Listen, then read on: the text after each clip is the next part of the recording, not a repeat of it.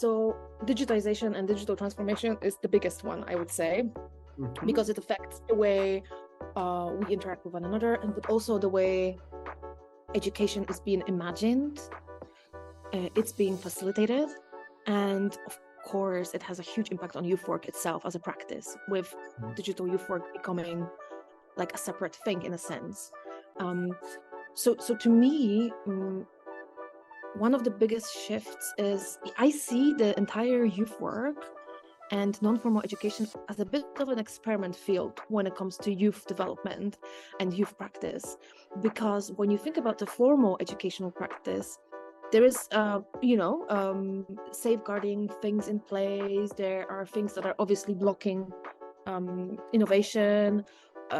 So youth work, and I've written about it before, has become this space where we are encouraged to experiment, where we get to actually learn about the most important needs and things that are happening in young people's lives. So I feel that there's going to be more recognition of digital youth work, that youth work is becoming increasingly digital, right?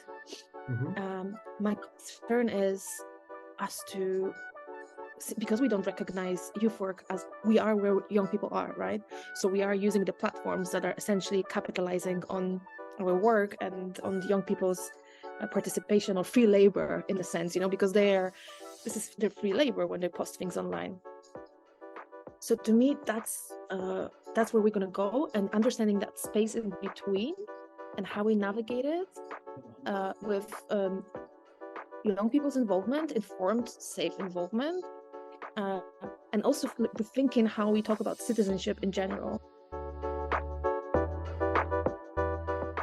I feel like there's, and we can clearly see that now, that inequalities are sort of bound by, all the different, intersectional factors, of course. But because my expertise is around digital inequalities, I can see how these also have a huge impact on how you interact with the world, and how you even have access to basic health information, for instance, right?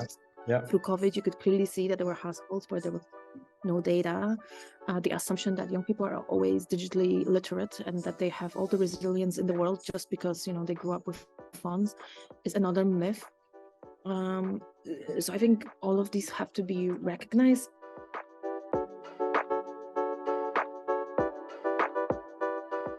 In the ideal world, I would like for the youth workers in 2050, first of all, have like a better recognition of their job, but also having like a multidisciplinary support of experts in certain areas. And that's especially when it comes to digital, because for now, there's like very little, and we are all expected to catch up with the latest digital technologies or other things. Youth worker spaces will change, right?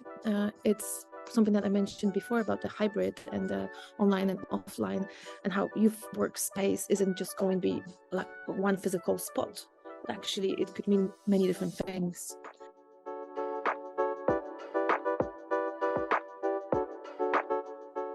Well, I think youth work is filling in so many gaps at the moment with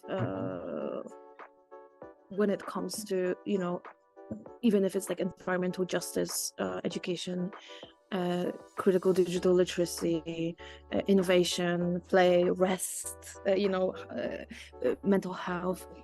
Youth work has become this place where like school cannot catch up with these things, and I think there's going to be more issues to deal with potentially. And so I think youth work as this essential part of society which is constantly sort of under development, which isn't like a static thing that becomes, but it is responsive and it is supported in a holistic way.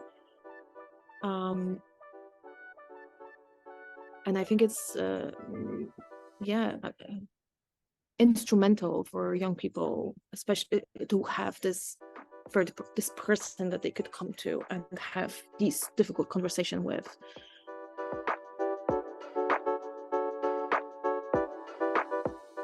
Something that should definitely change is this quantification of value.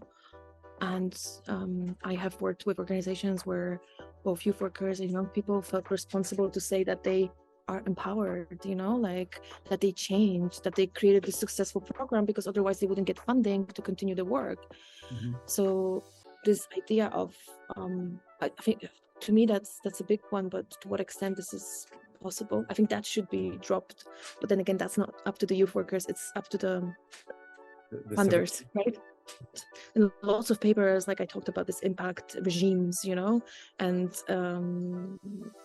self-improvement regime, and like, you know, the empowerment narrative. So maybe that's, and also that only the disadvantaged communities need youth work. I don't think that's like also this idea that youth work is, you know, just saving people, and this saviorism narrative around youth work also can be problematic, right?